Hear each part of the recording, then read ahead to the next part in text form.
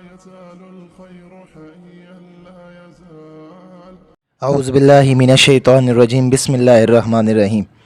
علم اپنے دامن کے اندر بڑی فضیلتیں رکھتا ہے کہ یہ وہ علم ہے کہ جو انسان کو گمراہی اور جہالت کے راستے سے نکال کر معرفت کا نور عطا کر دیتا ہے۔ اور یہ علم جب انسان سیکھ لیتا ہے تو فرمایا جاتا ہے هل يستوي الذين يعلمون والذين لا يعلمون، کہ کیا عالم اور جاہل برابر ہو سکتے ہیں؟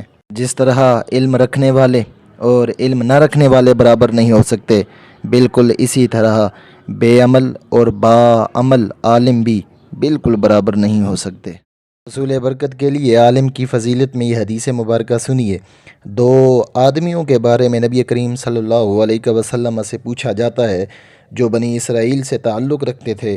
ایک تو عالم تھا جو صرف فرض پڑھتا تھا اور اس کے بعد لوگوں کو علم سکھاتا تھا، اور دوسرا وہ آدمی دن کو روزے رکھتا اور رات بھر کھڑے ہو کر رب العالمین کی عبادت کیا کرتا تھا۔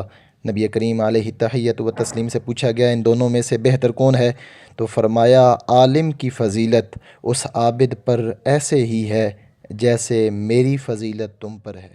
اس حدیث مبارکہ سے آپ یہ اندازہ لگا سکتے ہیں کہ ایک علم رکھنے والے کا مقام کیا ہے، لیکن ساتھ ہی ساتھ اس کے لیے شومی قسمت کہ اگر وہ اپنے ہی علم سے فائدہ نہیں اٹھا سکتا۔